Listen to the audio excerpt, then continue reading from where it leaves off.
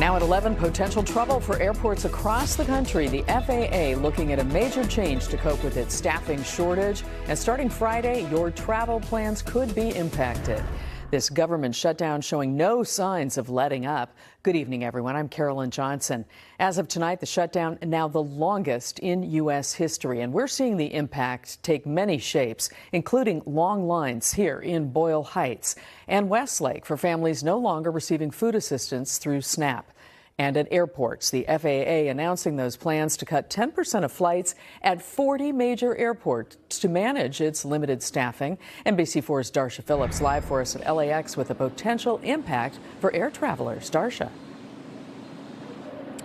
Yeah, Carolyn, airports across the country have already been crippled by the government shutdown because of the staffing shortages. We've seen delays and cancellations. Now we're going to see an even more severe impact. There's going to be 40 airports. They haven't been named yet. We're expected to get more on that tomorrow, but they are 40 of the busiest airports in the country, and we're standing at LAX, which is one of the busiest airports in the country, so we will likely see impacts here. Candela Latanzio and her husband are heading to Auckland on vacation.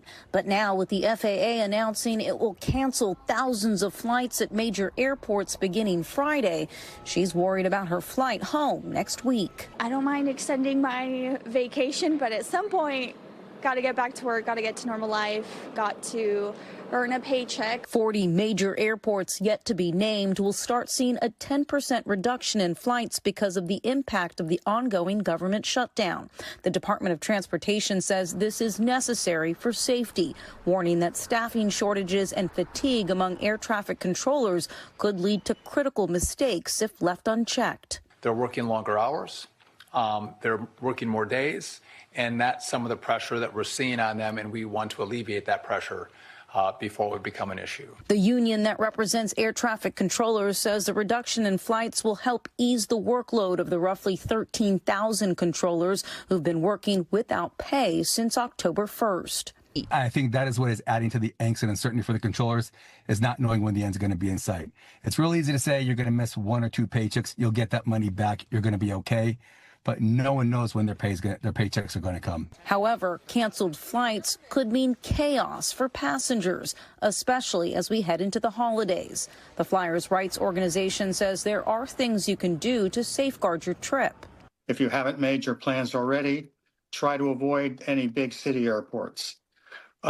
Secondly, avoid any connecting flights through large airports. If you have already made your reservation, we suggest you have a plan B.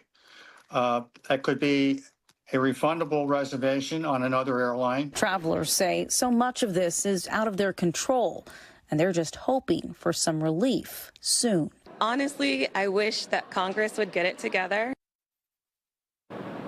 Now, the FAA says the national airspace is safe right now, and these are preemptive measures to keep it safe. And they also say the reduction in flights will continue as long as necessary. Reporting live tonight from LAX, I'm Darsha Philips, NBC4 News.